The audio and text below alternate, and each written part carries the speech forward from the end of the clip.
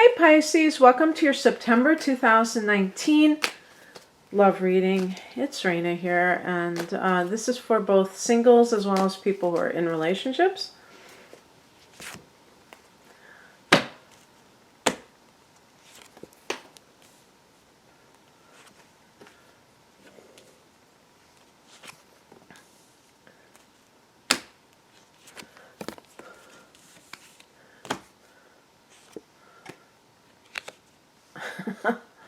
Boy, this is real, well, it's a good one. I'm thinking, boy, this is pretty dramatic here.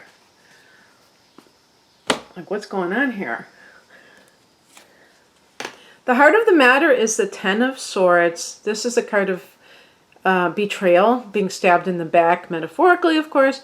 If you're single, this can just be something that you have experienced in the past that is affecting perhaps even your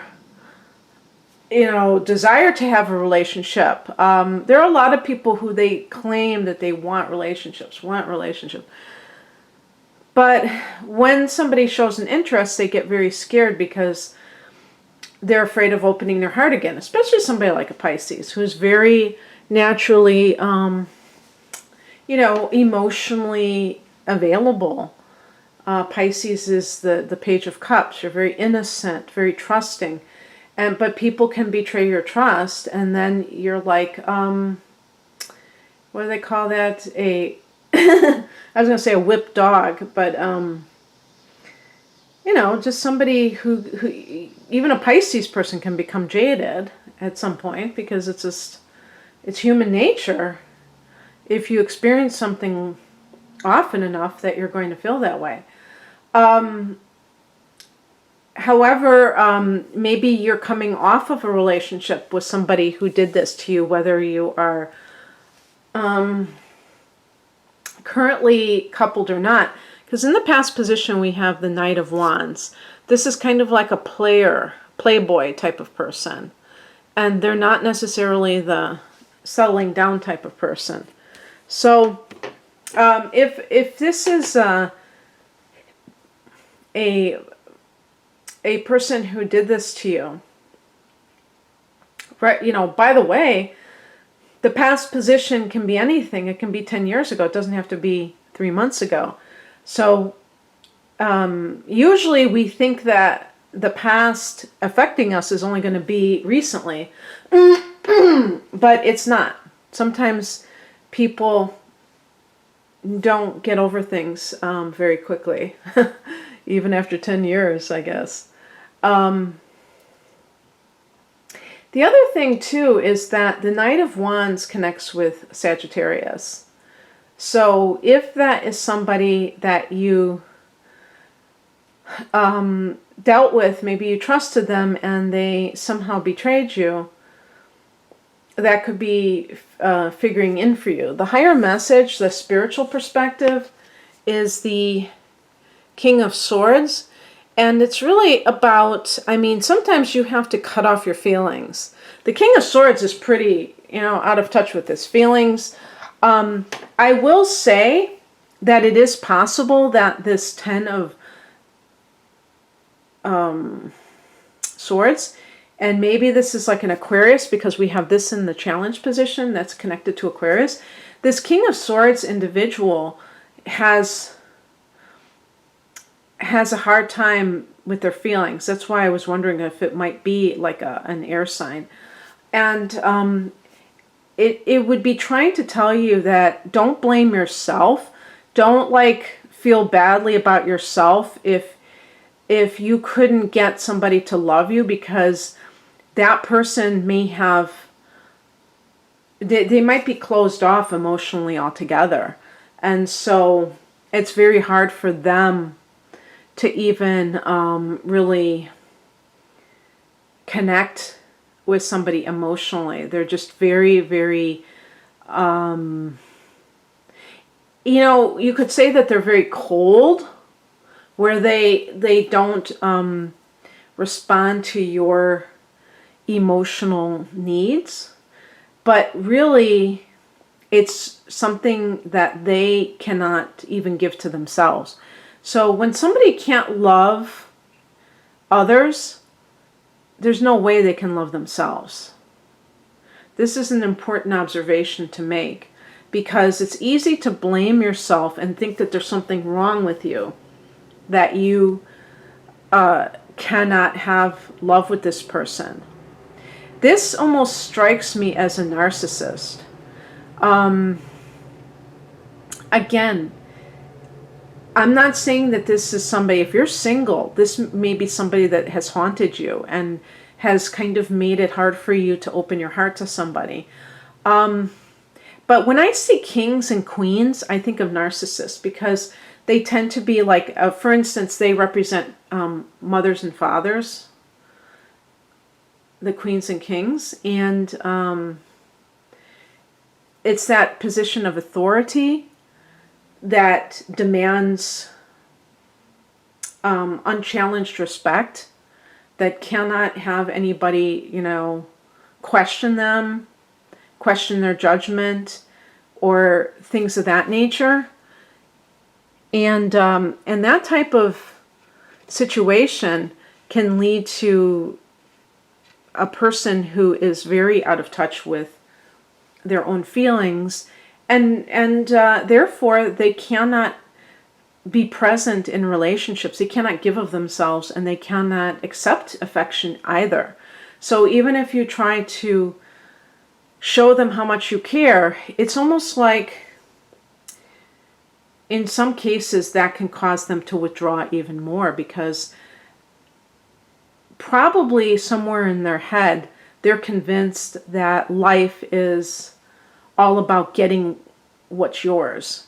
And they might actually believe that everybody is just selfish and they're just thinking about themselves in order to justify their behavior and justify their attitudes, when in fact they may be, they might just have a distorted view of life. And they until they find themselves, it's probably a hopeless cause. I don't like to say that, because people are on a spectrum, and some people can change for sure, in even when they're far gone. Some people have terrible addictions and they change, but they have to be the one to do it. You can't do it for them. And trying to prove how much you loved them, which is something I think Pisces people have a tendency to want to do, is really draining your energy. And if you're single, you have to look at how you approached the situation and see what you would do differently next time. What crosses you is the Star card. Oh, see, when I'm holding this, it seems kind of like it's not in real time, like there's a lag. I don't know if this is going to show up on the actual recording. I noticed this. And the Star card is about hope and healing and belief in unseen forces. In the challenge position, to me, it's almost like cynicism. And that's what I'm saying, is that if cynicism has set in, it's going to be hard for you to attract what you're looking for. If you're in a relationship, Pisces, where this has happened, where you have been betrayed from somebody who has a hard time with commitment, it's really up to you to decide how long you're going to tolerate this. Because a lot of times people will complain about the relationship, and you don't want to get into that pattern where you complain to people around you about the latest thing that this person has done, and then you stay. Because sometimes with Pisces, there can be defining yourself based on how others mistreat you, as the victim. And that becomes your default position and outlook on life. It's scary, because when you refuse to become a victim, even when it shows, life has shown you that you are being treated unfairly or underhandedly. But when you say, I'm not a victim in this situation, you're taking responsibility for your feelings, you're taking responsibility for your choices. And, you know, for instance, you can turn that around and say, you know, that person may have cheated on me, but I chose that person. So I bear the responsibility of my choices, and I'm going to choose better next time. I'm going to choose somebody. Now, of course, I can't control what other people do, and I don't know. Maybe somebody will pretend to be some way, and they're really not. But I'm going to try to find somebody who's more authentic. I'm not going to look for somebody who's phony, who is trying to act like different than they really are.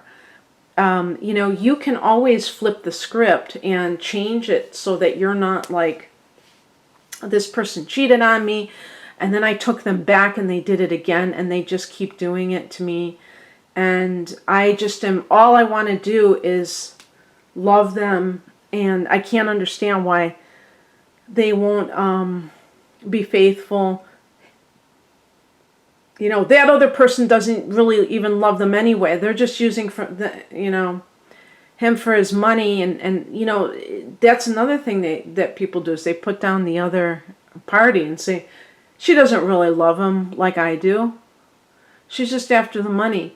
And it's like, it doesn't even matter.